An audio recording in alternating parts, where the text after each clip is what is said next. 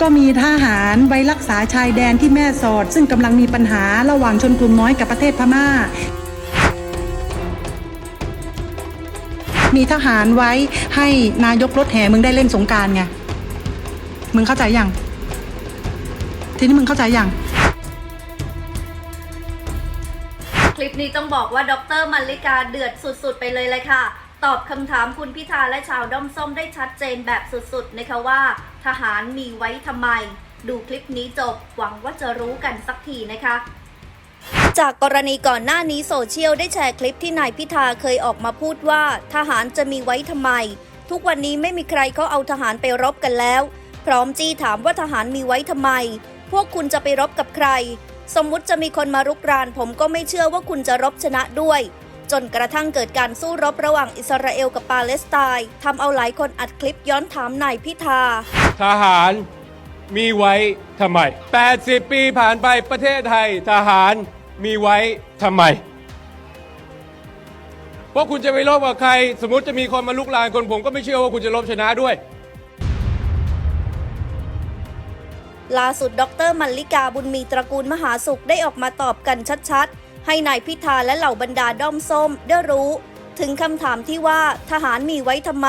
โดยดร.มัลลิกาบอกว่าก็มีทหารไว้รักษาชายแดนที่แม่สอดซึ่งกำลังมีปัญหาระหว่างชนกลุ่มน้อยกับประเทศพม่าและเมียวดีกำลังแตกแล้วคนก็หนีเข้ามาและขณะเดียวกันก็เป็นอธิปไตยของประเทศเราทหารเขาก็เลยไม่ได้กลับบ้านกลับช่องแล้วก็เลยไปตรึงกำลังอยู่ที่ชายแดนแม่สอดซึ่งเหล่าทัพไม่ว่าจะเป็นทหารเรือทหารบกทหารอากาศตำรวจหลายคนสงกรานต์ไม่ได้กลับบ้านทีนี้รู้ยังว่ามีทหารไว้ให้นายกรถแห่ได้เล่นสงกรานต์เข้าใจหรือยังประเทศกูมีทหารไว้เพื่อให้พ่อด้อมส้มได้เล่นสงกรานต์ไงถ้าไม่มีทหารรักษาชายแดนที่แม่สอดป่านนี้พม่าก็ทะลักเข้ามาประเทศเราเต็มชายแดนแม่สอดแล้วพ่อด้อมส้มจะได้ไปเล่นน้ำไหมถ้าหากว่าชายแดนมีปัญหาเยอะแยะพ่อคุณจะได้ไปเล่นสงกรานต์ไหมขณะเดียวกันถ้าพ่อคุณเป็นนายกรัฐมนตรีในเทศกาลแบบนี้และมีปัญหาชายแดนพ่อคุณจะไปไหมที่ชายแดนแม่สอดทีนี้ถ้าพ่อคุณเป็นนายกรัฐมนตรีพ่อคุณก็ต้องไปเล่นน้ำสงกรานต์เช่นเดียวกันเพราะฉะนั้นมีทหารไว้ให้พ่อคุณได้เล่นน้ำสงกรานต์ยังไงล่ะเพราะฉะนั้นรู้ไว้นะว่ามีทหารไว้ให้พวกคุณอยู่สุขสบายขณะเดียวกันคุณรู้ใช่ไหมว่ามีทหารไว้เพื่อป้องกันให้ประเทศเขมรไม่บุกรุกเข้ามาเรื่องเกี่ยวกับเกาะกูดเกาะกงแล้วก็ไม่รุกเข้ามาเพื่อที่จะสร้างหลักฐานเพื่อที่จะมาเอาทรัพย์ในดินสินในน้ำที่กำลังมีปัญหาเรื่องเกี่ยวกับการแบ่งผลประโยชน์ถ้าเกิดไม่ใช่ทหารคุณจะเอาพ่อคุณไปดูชายแดนหรอหรือจะเอาโรมไปดูชายแดนหรือจะเอาตุตะต๋อมแตมไปรักษาอธิปไตยชายแดนถ้าเกิดตุตะต๋อมแตมเป็นผู้นำทัพหรือเป็นนายกรัฐมนตรีลองนึกดูว่าเขาจะต้องรักษาอธิปไตยไทยแล้วจะต้องบังคับบัญชาทหารเกณฑ์ไม่ต้องมีแล้วจะต้องสมัครทหารทั้งหมดขณะเดียวกันนายพลลดครึ่งหนึ่งประเทศไทยจากมีทหาร 400,000 นายลดไปเลยเหลือ 100,000 ก็พอนั่นแหละเจริญเลยมีทหารไว้ทำไมล่ะดร.มัลลิกาก็มีทหารไว้รักษาชายแดนที่แม่สอดซึ่งกำลังมีปัญหาระหว่างชนกลุ่มน้อยกับประเทศพม่าแล้วเมียวดีกำลังแตกแล้วคนก็หนีเข้ามาแล้วขณะเดียวกันก็เป็นอธิปไตยของประเทศเราทหารเขาก็เลยไม่ได้กลับบ้านกลับช่องแล้วก็เลยไปตึงกำลังอยู่ที่ชายแดนแม่สอดซึ่งเหล่าทัพไม่ว่าจะเป็นทหารเรือทหารบกทหารอากาศตำรวจหลายคนสงกรานต์ไม่ได้กลับบ้านทีนี้มึงรู้ยังรู้ว่ามีทหารไว้ให้นายกรถแห่มึงได้เล่นสงกรานต์ไงมึงเข้าใจยังทีนี้มึงเข้าใจยังประเทศกูมีทหารไว้เพื่อให้ได้เล่นน้ำสงกรานต์ไงที่มึงเข้าใจยังมีทหารไว้ทำไมนี่ไงถ้าไม่มีทหารรักษาชายแดนที่แม่สอดป่านนี้พม่าก็ทะลักเข้ามาประเทศกูเต็มชายแดนแม่สอดแล้วจะได้ไปเล่นน้ำไหมฮะกุ๊กไก่มึงรู้หรือยังว่าทหารเนี่ยมีไว้ให้เล่นน้ำสงกรานต์ถ้าเกิดว่าชายแดนเนี่ยมีปัญหาเยอะแยะตะแปะแตกมึงคิดว่าเทศกาลสงกรานต์พ่องจะได้ไปเล่นไหมล่ะและขณะเดียวกันถ้าเกิดพ่องเป็นนายกรัฐมนตรีในเทศกาลแบบนี้ถ้าพ่องเป็นนายกรัฐมนตรีที่นี้มีปัญหาที่ชายแดนแม่สอดที่นี้พ่องจะไปไหมที่ชายแดนแม่สอดทีนี้ถ้าเกิดพ่องเป็นนายกรัฐมนตรีพ่องก็ต้องไปเล่นน้ำสงกรานต์เช่นเดียวกันเพราะฉะนั้นมีทหารไว้ให้พ่องมึงได้เล่นน้ำสงกรานต์ยังไงล่ะ เข้าใจยัง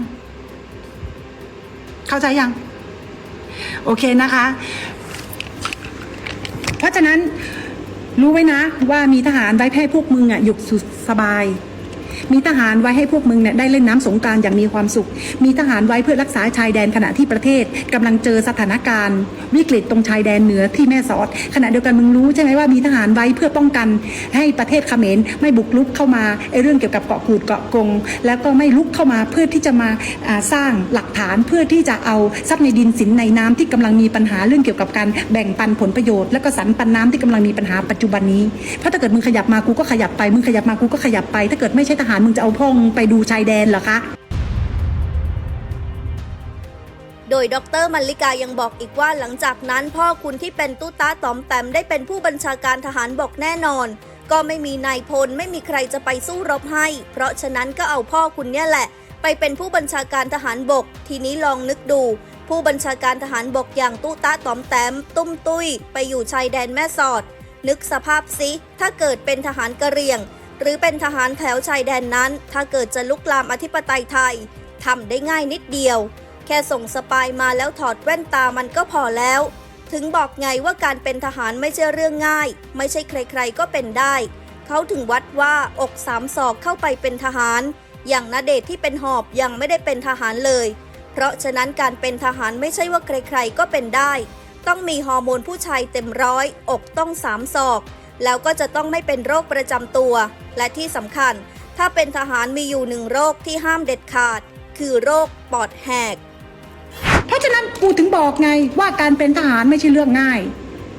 ไม่ใช่ใครๆก็จะเป็นได้เพราะฉะนั้นเขาถึงวัดว่าอกสามศอกถึงเข้าไปเป็นทหารขนาดหอบอย่างณเดชน์ชิคิมิยิมันยังไม่ได้เป็นทหารเลยเพราะมันหอบมันเป็นหอบมันก็ไม่ได้เป็นทหารเพราะฉะนั้นการเป็นทหารไม่ใช่ว่าพวกมึงใครๆก็จะเป็นได้กระเทยตัดนมก็เป็นไม่ได้กระเทยตัดไข่ก็เป็นไม่ได้เพราะฉะนั้นต้องมีฮอร์โมนผู้ชายเต็มร้อยอกต้องสามศอกวัดเรียบร้อยแล้วก็จะต้องไม่เป็นโรคประจำตัวและก็จะต้องสำคัญที่สุดโรคที่ไม่ควรเป็นที่สุดเวลาเขาจะเอาทหารไปเป็นทหารเกณฑ์มึงรู้ไหมโรคอะไรที่จะต้องเป็นไม่ได้เลยดร.มาริกาโรคอะไรก็ตามแต่มีโรคหนึ่งมึงห้ามเป็นถ้าเกิดมึงจะเป็นทหารโรคอะไรโรคปอดแหกไงโรคปอดแหกไงปอดแหกเหมือนกับอีสสฉะเชิงเซามึงปอดแหกเหมือนกับอีตุ๊ตาต๋อมแตมปอดแหกเหมือนกับพวกมึงปอดแหกเหมือนพวกมึงไม่อยากไปเกณฑ์ทหารพวกมึงปอดแหกนั่นแหละเหมือนอีถุงแกงปอดแหกแบบนั้นนั่นแหละอีประเภทไปจัดการกับอัศดีนั่นแหละเหมือนพวกมึงทุกหมดนั่นแหละใช้เงินใช้ทองไปกับการเกณฑ์ทหารนั่นแหละไม่ว่าจะยังไงก็ตามแต่ไม่ว่าจะระบบทหารมันจะเป็นยังไงนะแต่ขณะเดียวกันระบบศาสดีมันจะเป็นยังไงกูก็ไม่รู้หรอกนะแต่กูรู้ว่าพวกมึงใช้เงินใช้ทองไปกับการเกณฑ์ทหารถ้ามึงใช้เงินใช้ทองไปกับการเกณฑ์ทหารแล้วก็ไปโทษทหารเขาไปโทษศาสดีเขานะสรุปเลยก็คือมึงก็เป็นโรคแหละโรคไม่เป็นเกณฑ์ทหารโรคปอดแหกไงทีนี้ก็น่าจะชัดเจนแล้วนะคะคุณพิธาก็น่าจะเลิกถามได้สักทีแล้วว่าทหารมีไว้ทำไมมีใครที่ยังไม่รู้อีกไหมคะว่าทหารมีไว้ทำไมส่งคลิปนี้ให้เขาดูสิคะรับรองกระจ่างแน่มาร่วมสนับสนุนท็อปนิวส์นำเสนอความจริงได้แล้ววันนี้เพียงกดปุ่ม Super Thanks แล้วเลือกจำนวนเงินตามที่ต้องการได้เลยครับขอบคุณครับ